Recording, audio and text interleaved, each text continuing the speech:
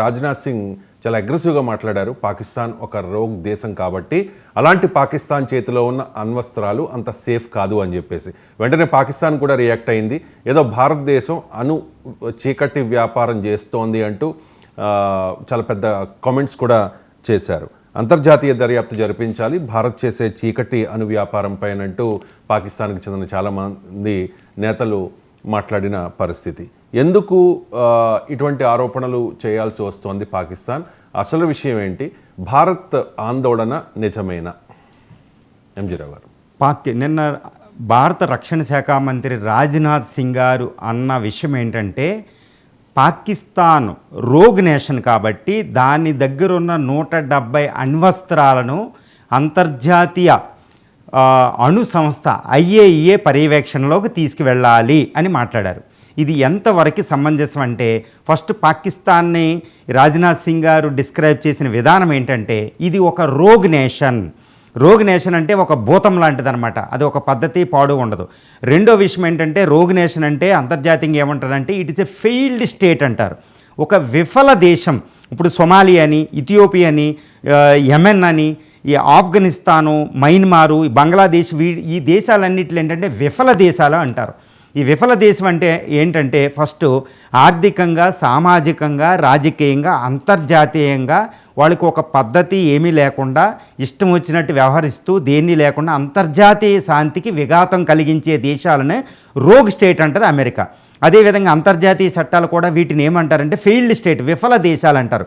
పాకిస్తాన్ సుస్పష్టంగా చెబితే ఇది ఒక విఫల దేశం. ఇప్పుడు రాజ్నాథ్ సింగ్ గారు ఒక్కళ్ళే కదా అన్నది, ప్రపంచం అంతా అంటుంది. అంతర్జాతీయ చట్టాలకు అనుకూలంగా అది ఒక విఫల దేశం. విఫల దేశం అంటే రాజకీయంగా చూడండి, ఆర్మీ సగం, దాని స్వతంత్ర కాలంలో సగం కాలం ఆర్మీ. ఏ రోజు ఆర్మీ ప్రభుత్వం వస్తుందో తెలియదు. ఏ ప్రధానమంత్రి 5 సంవత్సరాలు పూర్తి చేయలేదు. రాజ్యాంగం 100 సార్లు మార్చారు దానికి వచ్చిన తర్వాత. అంటే రాజకీయంగా దానికి సుస్థిరత లేదు.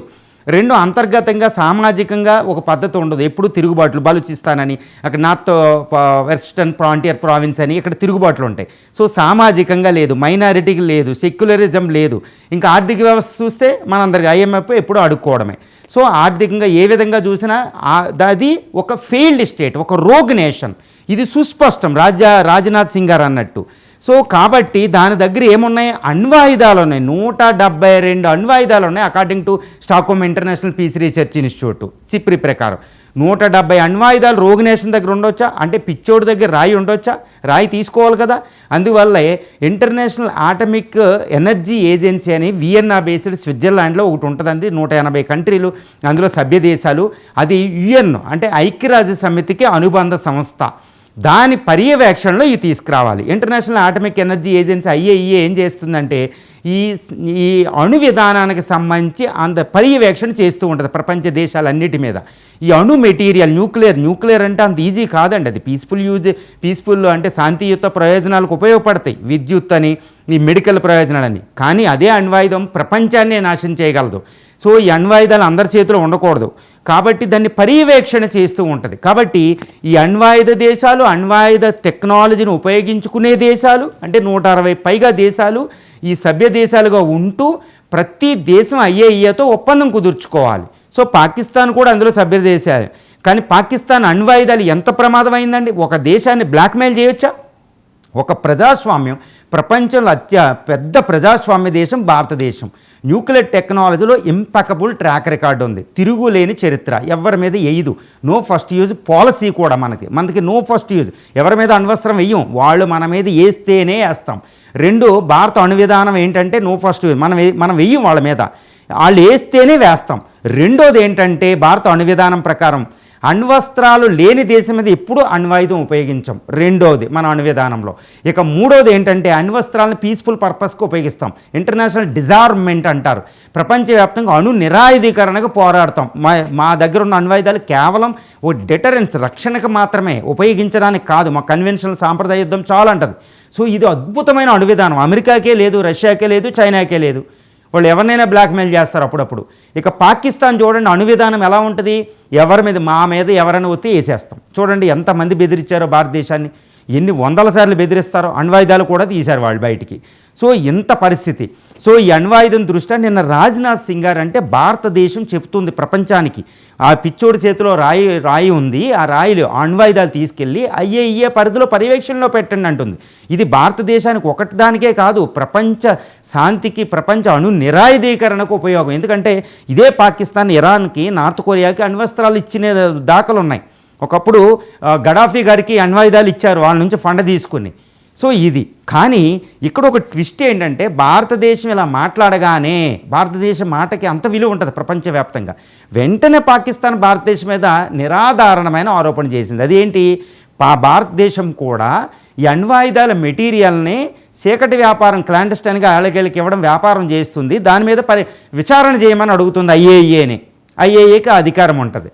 సో పాకిస్తాన్ ఎంత నిరాధారణ అంటే దాన్ని తట్టుకోలేక ఎంత నిరాధారణ ఆరోపణ చేసింది. ఒకటి గుర్తుపెట్టుకోవాలి, ఇక్కడ జార్జ్ బుష్ టైంలో మన్మోహన్ సింగ్ గారు ప్రైమ్ మినిస్టర్గా ఉన్నప్పుడు మనం 2005లో US ఇండియా న్యూక్లియర్ ట్రీటీ ఒకటి జరిగిందండి. అప్పుడు అమెరికా అధ్యక్షుడు మాటల్లో భారతదేశం అణువిధానం చెప్తాను ఏం చెప్పారంటే, an impeccable track record as far as the nuclear technology of India is concerned అంటాడు ఆయన.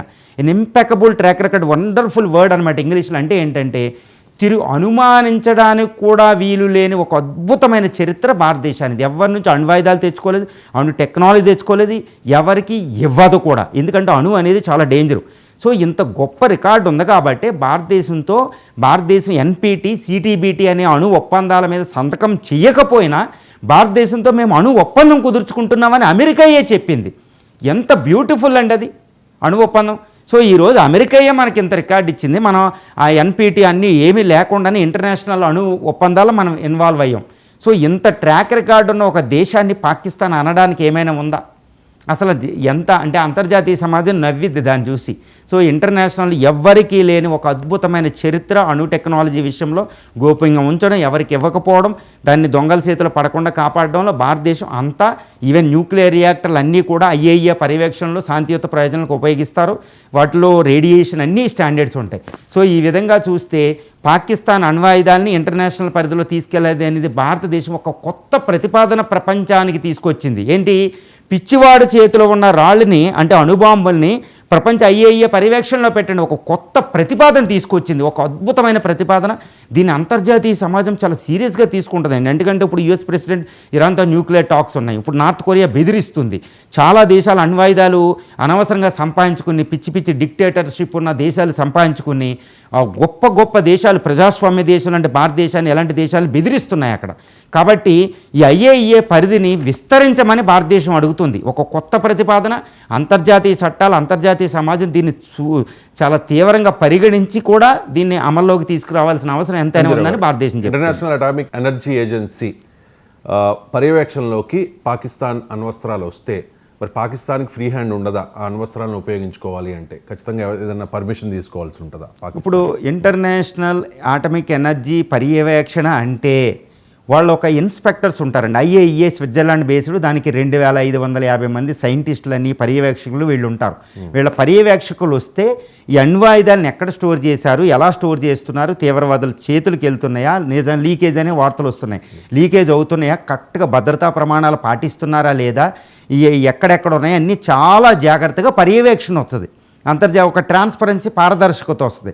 అంతర్జాతీయ IAEA పర్యవేక్షణలోకి వెళ్తే ఇష్టం వచ్చినట్టు తీసి ఉపయోగించడానికి ఉండదు. కాబట్టి ఈ రోగ్ నేషన్ ఇష్టం వచ్చినట్టు దాన్ని ఉపయోగించడానికి ఉండదు భారతదేశం లాంటి దేశాల మీద. అదేవిధంగా ఇప్పుడు ఇజ్రాయెల్ కూడా ప్రమాదమే పాకిస్తాన్ అణ్వాయుధాలంటే. ఇప్పుడు పొరపాటున అణ్వాయుధాలు వెళ్ళి టెర్రరిస్టుల చేతిలోకి వెళ్ళిపోతే ప్రపంచ శాంతికే విఘాతం. ఇది భారతదేశమేకే కదా, ఇజ్రాయెల్కి, ఇండియాకి టెర్రరిస్టుల చేతులు ఎప్పుడైనా. ఇప్పుడు హఫీజ్ సయ్యద్ దగ్గర 10,000 మంది టెర్రరిస్టులు ఉంటారు, 10 లక్షల మంది ఫాలోవర్స్ ఉన్నారు. జైషీ మహమ్మద్కి, లష్కరీ తోయిబ్ 15 లక్షల మంది ఫాలోవర్సు. ఈ JEM మతతత్వ తీవ్రవాదులు ఆర్మీలో కూడా ప్రవేశించారు. ఈ ఆర్మీ దాచిన ఈ స్టోరేజ్ అంటే న్యూక్లియర్ స్టోరేజ్ దగ్గర ఈ టెర్రరిస్టులు కూడా కాపలా ఉంటారు. ఎందుకంటే ఆర్మీలో వాళ్ళు పెనిట్రేట్ అయిపోయారు. ISI చాలా దారుణమైన సంస్థ కాబట్టి వీళ్ళ నుంచి దూరంగా పెట్టి తీవ్రవాదుల చేతుల్లోకి వెళ్లకుండా, బ్లాక్మెయిల్ చేయకుండా ఇవన్నీ చేయాలంటే IAEA పర్యవేక్షణ అనేది అద్భుతమైన ప్రతిపాదన అనమాట భారతదేశం. నిజంగా ఇది ప్రపంచం కూడా దీన్ని ఇంత గొప్ప ప్రతిపాదనని ఇప్పుడు గ్యారంటీ ఇన్వైట్ చేస్తే గ్యారంటీ పరిశీలిస్తుంది కూడా.